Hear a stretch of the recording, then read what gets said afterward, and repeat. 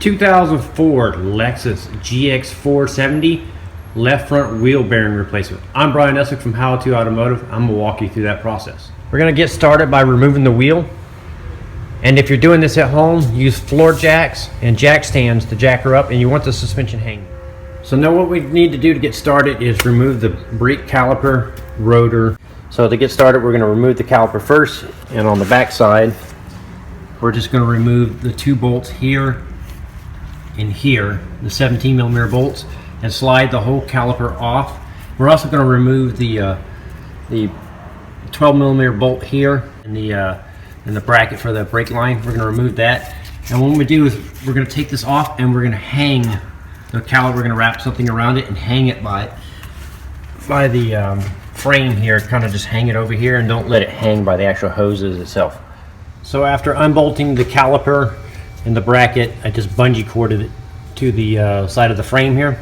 Now we need to get the rotor off. A lot of times these rotors will be the bead will rust onto the hub here and doesn't want to come off. So what I like to do is put a couple lug nuts on the threads, and what I'm going to do is I'm going to strike the rotor right here with a hammer. The reason why I put these on is that way I don't accidentally hit the studs and damage the threads. Not that it actually probably wouldn't matter on this particular case, but because we're putting a new hub and bearing on this car. But that's just habit I do, so I went and did. And then I'll show you this technique. That way, if you ever have to take your rotor off and reuse it, and this will save the rotor from getting damaged, the hub from getting damaged.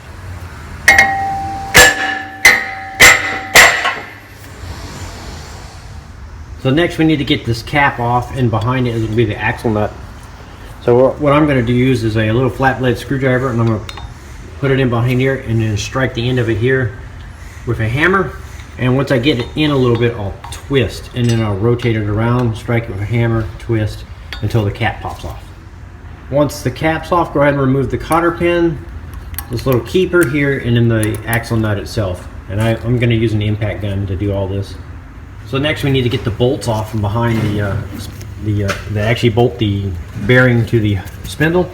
And the way I'm going to do that is I'm going to take a 17mm wrench, like so, put it on there, and then I'm going to double it, another wrench like this, and crack it free, like that. And then I'll loosen the bolts all the way out until they come as far as they came out, like this, and I'll do all four of them. And then I'll slide the bearing and hub assembly back a little bit, and then you'll be able to finish taking the bolts all the way out. So once you got all four bolts backed out, then you can take a little hammer like this and hit the back of the hub here, and that'll pop it out of it off. And then once you got a little gap like this, and you can finish taking the bolts out by hand. So take them all the way out, at least until they're free from the hub. And then once they're all free, then you can remove the whole hub and bearing assembly from the car. Now you need to find a socket that fits over the hub and strike it with a hammer until it drives the... You want to drive the hub about a ½ inch down, just enough to remove the bolts. So after getting the hub hammered down far enough where we can get our bolts out like this, collect all four bolts, and then what we're going to do is we're going to get the new bearing and we're going to put the bolts in the new bearing like this, and then we're going to press the new hub and bearing together on the press, and then we'll reassemble it on the car.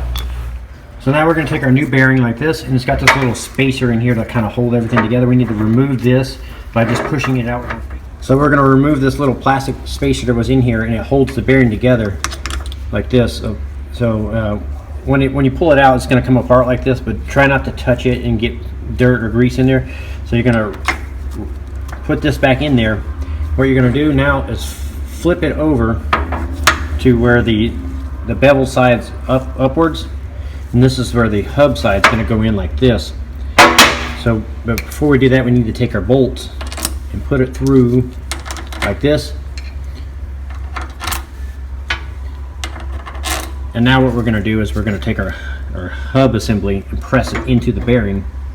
So your setup's going to look like this. So you got a flat plate on the press, you got the bearing laying on the flat plate.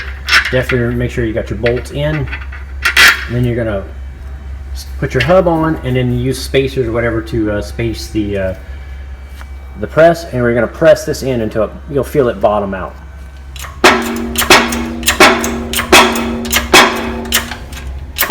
We're about to go back in with our hub and bearing assembly, but before we do, what I like to do is take a little of this blue Permanex thread locker and put a little bit of put a few dabs of it on the threads of the bolts, and this helps the bolts from vibrating back loose and coming back off. So it's like kind of like a little glue that you put on the threads. And if you guys are interested in purchasing this, it's available at howtoautomotive.com on the tools and product page. Okay, so now what we're going to do is we're going to position our backing plate back in position like so. And we're going to slip our hub and bearing over the spline of the axle shaft, and we'll start the nut. So now what we're going to do is we're going to take the bearing, backing plate, and hub assembly and kind of line everything up. You can flip this any way you want to, it doesn't matter as long as the bolt holes line up. So you'll rotate it till it does, you feed the bolts through, and you'll start all 4 bolts and run them in as far as you can by hand. And then you'll slowly, what you'll do is you'll tighten, you'll run this in, and then do this one on this one and run it in, and keep going until it's all the way flush on all 4 bolts. And the torque spec is 60 pounds, but there's no way to get a torque wrench or anything in there. So tighten it up to where you feel like it's about 60 pounds of torque.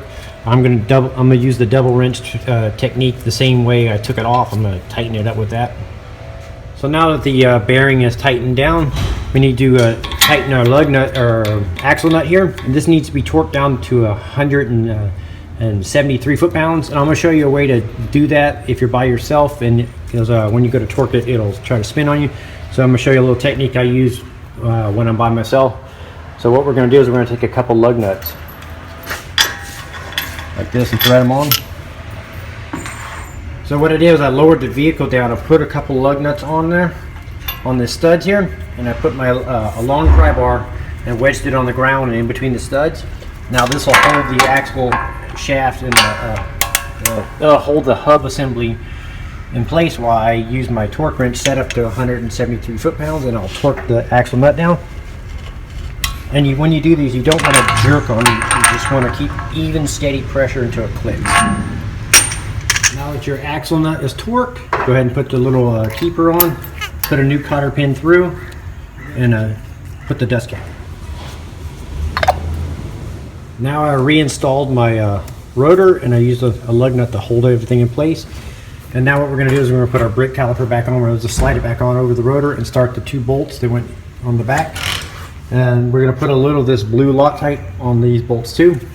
So put a couple dabs on the threads, and then we're going to torque these 2 bolts down to 90 foot-pounds. So after getting the brake caliper back on and bolted back up, torque down to 90 foot-pounds, go ahead and start the little 12mm bolt that you took off of the bracket here and tighten that up to it's snug. And then we're going to put the wheel on and torque it down to 76 foot-pounds, and that'll complete the wheel bearing replacement on a 2004 Lexus GX470. I'm Brian Essick from How To Automotive. I'd like to thank you guys for watching my video. And for more videos, tools, and products, head over to howtoautomotive.com. Thank you again for watching.